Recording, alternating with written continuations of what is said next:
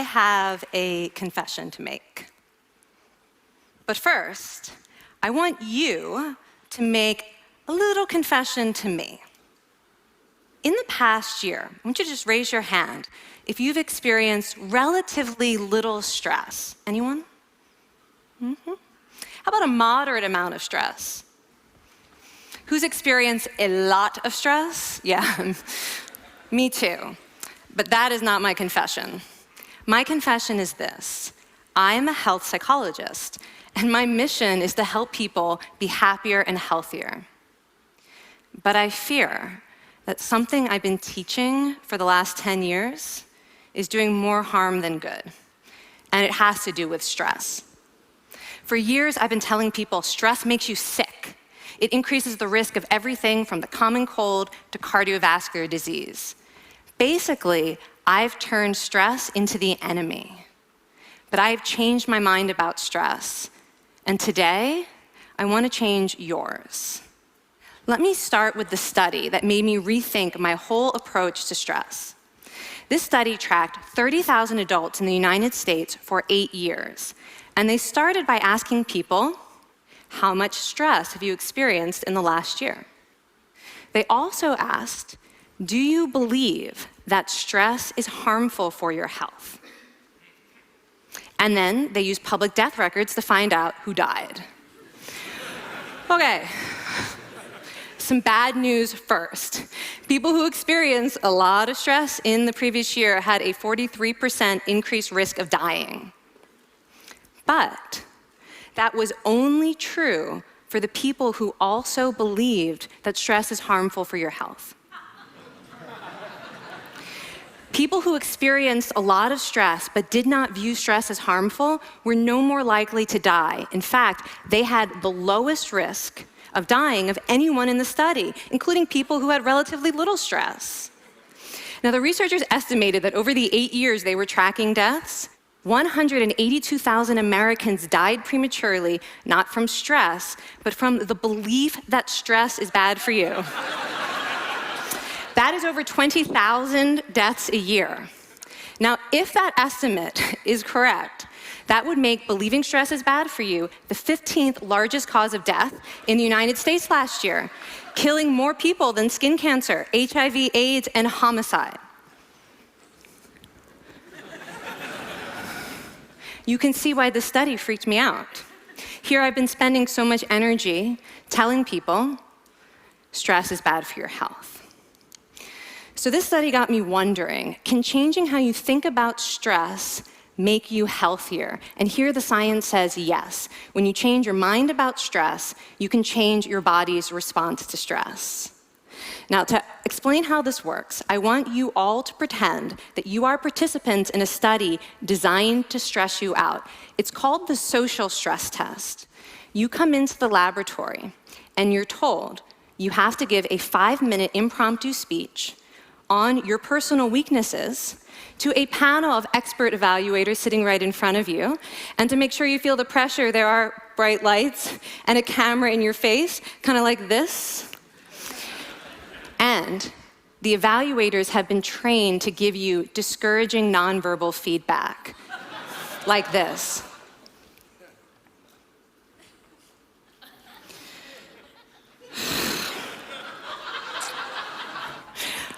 Now that you're sufficiently demoralized, time for part 2, a math test. And unbeknownst to you, the experimenter has been trained to harass you during it. Now, we're gonna all do this together.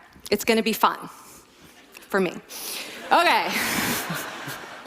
I want you all to count backwards from 996 in increments of 7. You're gonna do this out loud as fast as you can, starting with 996. Go. Go faster. Faster, please. You're going too slow. Stop, stop, stop, stop. That guy made a mistake. We're gonna have to start all over again. You're not very good at this, are you? Okay, so you get the idea. Now, if you were actually in this study, you'd probably be a little stressed out. Your heart might be pounding, you might be breathing faster, maybe breaking out into a sweat. And normally we interpret these physical changes as anxiety or signs that we aren't coping very well with the pressure. But what if you viewed them instead as signs that your body was energized, was preparing you to meet this challenge? Now, that is exactly what participants were told in a study conducted at Harvard University. Before they went through the social stress test, they were taught to rethink their stress response as helpful. That pounding heart is preparing you for action. If you're breathing faster, it's no problem. It's getting more oxygen to your brain. And participants who learned to view the stress response as helpful for their performance, well, they were less stressed out, less anxious, more confident. But the most fascinating finding to me was how their physical stress response changed. Now, in a typical stress response, your heart rate goes up and your blood vessels constrict like this. And this is one of the reasons that chronic stress is sometimes associated with cardiovascular disease. It's not really healthy to be in this state all the time. But in the study, when participants viewed their stress response as helpful, their blood vessels stayed relaxed like this. Their heart was still pounding, but this is a much healthier cardiovascular profile. It actually looks a lot like what happens in moments of joy and courage. Over a lifetime of stressful experiences, this one biological change could be the difference between a stress-induced heart attack at age 50 and living well into your 90s. And this is really what the new science of stress reveals, that how you think about stress matters. So my goal as a health psychologist has changed. I no longer want to get rid of your stress. I want to make you better at stress. And we just did a little intervention. If you raised your hand and said you'd had a lot of stress in the last year, we could have saved your life. Because hopefully the next time your heart is pounding from stress, you're going to remember this talk, and you're going to think to yourself, this is my body helping me rise to this challenge. And when you view stress in that way, your body believes you, and your stress response becomes healthier. Now, I said I have over a decade of demonizing stress to redeem myself from. So we are going to do one more intervention. I want to tell you about one of the most underappreciated aspects of the stress response. And the idea is this: stress makes you social. To understand this side of stress, we need to talk about a hormone, oxytocin. And I know oxytocin has already gotten as much hype as a hormone can get. It even has its own cute nickname, the cuddle hormone, because it's released when you hug someone.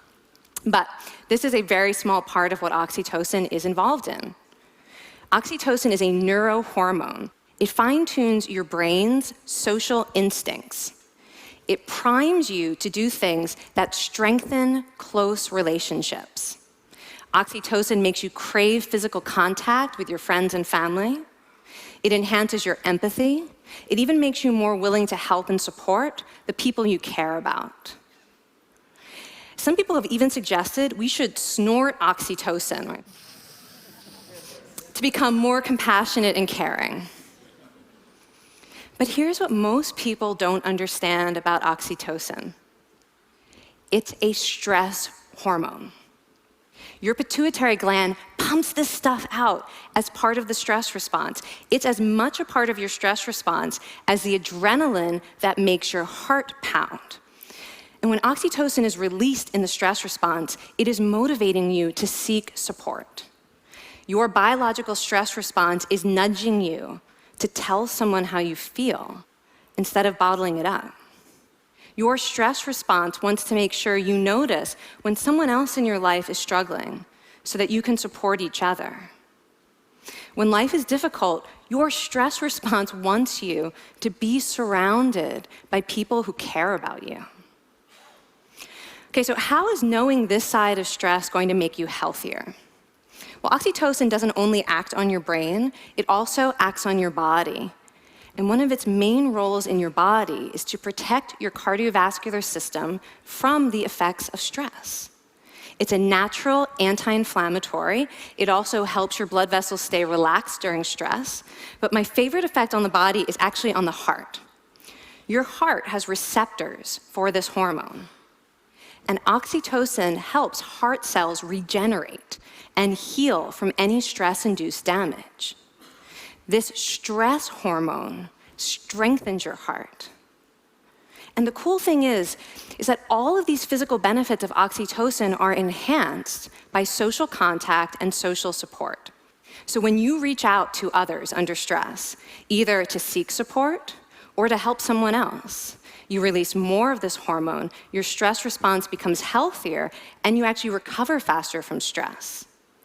I find this amazing that your stress response has a built-in mechanism for stress resilience. And that mechanism is human connection. I want to finish by telling you about one more study. And listen up, because this study could also save a life. This study tracked about 1,000 adults in the United States, and they ranged in age from 34 to 93. And they started the study by asking, how much stress have you experienced in the last year? They also asked, how much time have you spent helping out friends, neighbors, people in your community? And then they used public records for the next 5 years to find out who died. Okay, so the bad news first. For every major stressful life experience, like financial difficulties or family crisis, that increased the risk of dying by 30%. But, and I hope you are expecting a but by now, but that wasn't true for everyone. People who spent time caring for others showed absolutely no stress-related increase in dying, 0. Caring created resilience. And so we see once again that the harmful effects of stress on your health are not inevitable. How you think and how you act can transform your experience of stress. When you choose to view your stress response as helpful, you create the biology of courage. And when you choose to connect with others under stress, you can create resilience. Now, I wouldn't necessarily ask for more stressful experiences in my life, but this science has given me a whole new appreciation for stress. Stress gives us access to our hearts. The compassionate heart that finds joy and meaning in connecting with others. And yes, your pounding physical heart working so hard to give you strength and energy. And when you choose to view stress in this way, you're not just getting better at stress, you're actually making a pretty profound statement. You're saying that you can trust yourself to handle life's challenges. And you're remembering that you don't have to face them alone. Thank you. Thank you.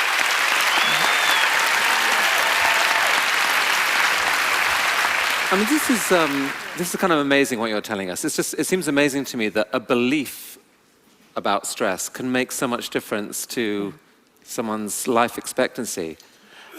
How would that extend to advice? Like if someone's making a lifestyle choice between, say, a stressful job and a non-stressful job, does it matter that which way they go, that it's equally wise to go for the stressful job so long as you believe that you can handle it in some sense? Yeah, and one thing we know for certain is that chasing meaning is better for your health than trying to avoid discomfort.